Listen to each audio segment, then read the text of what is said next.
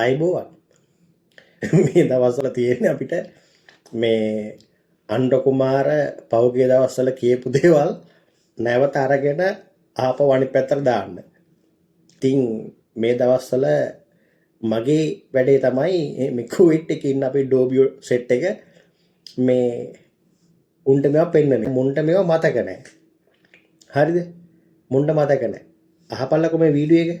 මේ රටේ මුදල් ඇමති කරපු ඔක්කොටම වඩා හොඳට මුදල් ඇමතිකම් කරන්න පුළුවන් කට්ටියක් අපි ගාව ඉන්නවා. අපේ ජාතික ජනබලවේග ආර්ථික ප්‍රතිපත්ති සකස් කරේ කැලණි විශ්වවිද්‍යාල ආචාර්ය අනිල්, පාර්ලිමේන්තුවේ අවුරුදු 19, කෝප් එකේ සභාපතිවරයා, ජයවර්ධනපුර විශ්වවිද්‍යාලයේ කළමනාකරණය පිළිබඳව උපාධ්‍යාපතිය, මහජන මුදල් සතයක් හොරකම් නොකරන සුනිල් හඳුන්නේ.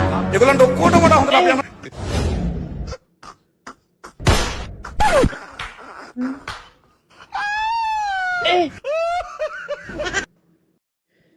දැන් අනුර කුමාර එහෙම කියලා දැන් මේ මැතිවරණ වේදිකාවේ කියපු කතාව අනුර කුමාර. කොට මේ බිමල් රත්නායක කියන කතාව දැන් බිමල් කියන කතාව අහපල්ලකෝ. දැන් මේක කරගන්න බෑ. තවත් account එකකට මුදල් හොමාරු කරගන්න බෑ. හරිද? උන් ගියට යන්නේ එක්කෝ හැකර්ලා ගන්නවා කියනවා එක්කෝ මුංගේ වටේලා අපි දන්නේ නැහැ වුණා. මේ රටේ අහිංසක මිනිස්සුන්ගේ බදු මුදල් වලින් බදු ගහන සල්ලි ඔක්කොම පිටවුන් හොරා කනවා. පිටවුන් හොරා කනවා මුං හොරා කනවා අපි දන්නේ නැහැ. කොහොම හරි දැන් රටට කෙලවිලා තියෙන්නේ. හරිද? දෙන කතාව. ආපල්ලක්. අපි පක්ෂයක් කරන විදියට රට කරන්න යන්නේ නැහනේ. තමයි අපි කල්පනා කරේ මේකට සුදුසුම පුද්ගලයෝ හොයන්න ඕන. දක්ෂ කළමනාකරුවෝ අවශ්‍යයි. අයික මේක වෙනම ටිකක් වෙනම දෙයක්. ඒ නිසා අපි ඇත්තටම අපි තව බලනවා. සමග ජන බලවේගද UNPද LTTද කියලා බලන්නේ. අවංක හැකියාවක් තිබෙන පුද්ගලයෝ නම් අපි මං හිතන්නේ ඉස්සරහට අපි ඒගොල්ලන්ට ඕන තරම් වගකීම් අවස්ථා දෙන්න කැමතියි. දැන් බලවේ කතාව ඇහුවනේ නේද? දැන් අනුර කුමාර ජනාධිපති වෙන්න කලින් කියපු පචෝය අපි දන්නවනේ. අනුර කුමාර කට අරනකොට අරින්නේ තඩි පච්චයක් කියන එක අපිට හොඳට අපේ පොඩි කාලේ නම් මේ හැකියාව තිබ්බ තෝරගන්න. මු එහෙට තඩි පච්චයක් තමයි අරින්නේ කියන එක. හරිද? එතකොට දැන් එදා වේදිකාවේ කියපු කතාව වේදිකාවේ බොරු කියන්න බෑ රටේ ජනතාවකට. මිනිස්සෙක්ගේ කතාවක් අහලා තමයි විශ්වාස කරලා තමයි රටක බලයක් දෙන්නේ. ඒ බලය දෙනකොට මොකද්ද මේ මිනිස්සෙට කියන්නේ? ඉස්සලා ආණ්ඩුව වලට වැඩිය උගත් බුද්ධිමත් මිනිස්සු අපි ළඟ ඉන්නවා මහ බැංකුවට දාන්න. එහෙමනේ කිව්වේ. හරිද? එතකොට මම අහනවා එහෙම හිටියානම් අර මහ බැංකුවේ කෝටි 85ක් අර හැකර් කෙනෙක්ද වෙන ගිණුමකටද කොහොමද යන්නේ? කොහොමද එහෙම වෙන්නේ? දැන් ඔයබලගේ ඔය කියන උගත් බුද්ධිමත් හිටියානම් කොහොමද වෙන්නේ? දැන් ඔය නැති වුණ සල්ලි කාගේද? අනුර කුමාරගේ අම්මගේ අප්පගේ බූදලේ හම්බ කරපු මුදල්ද? නැත්නම් ත්‍රිනිසිල්ලාගේ බූදලේද? නැත්නම් ලාල්කාන්තගේ ගෑණිගේ මිනිහාගේ බූදලේද? හඳුන්නේත් එකේ බූදලේද? හඳුන්නේත් නම් මේ මුන් අනුගෙන් ඉල්ලන් කාපෙවුන්නේ මේ බලය ගන්නකම් එක එක මිනිස්සුන්ගේ ජීවත් වෙච්ච මිනිස්සු. දරුවෝ ටික ඇරෙන්න.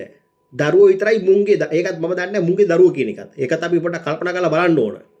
හරිද? අනිත් හැමදේම ජංගී ඉඳලා මිනිස්සු තමයි දීලා තියෙන්නේ. හරි?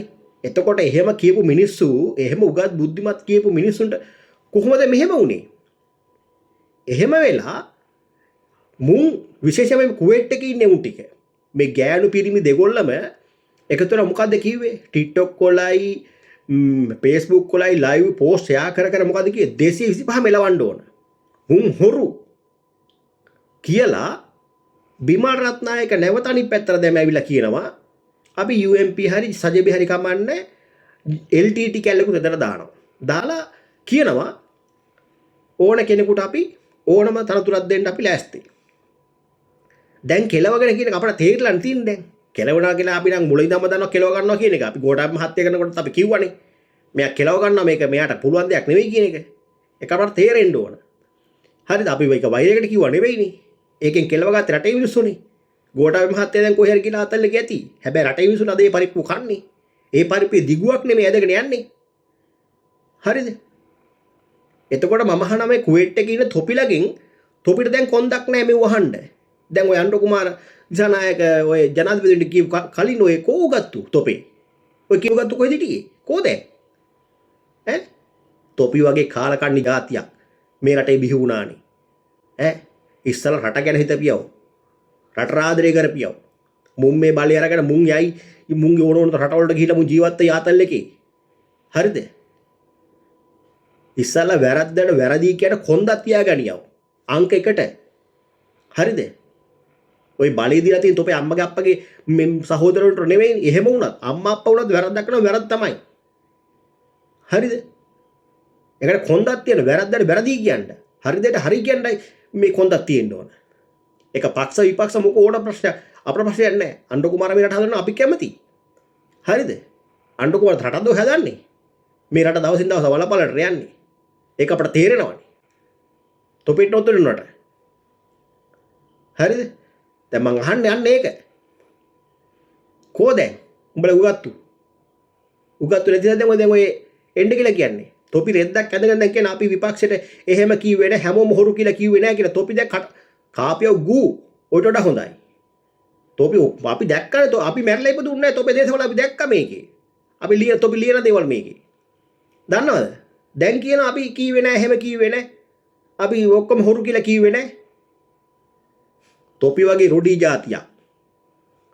යකෝ ප්‍රතිපත්තියක් තියාගෙන වචනක් කිව්වනම් ඌ කිව්වා තමයි කියන්නේ. කොන්දක් තියාගන්නේ. අයි බය. ඉතින් රොඩියෝ කියන එකේ වරදක් නැහනේ. ඔය රොඩියෝ කියන වචනේ තොපිට ගැලපෙනවා. ඒකයි මම රොඩියෝ කියන්නේ තොපිට.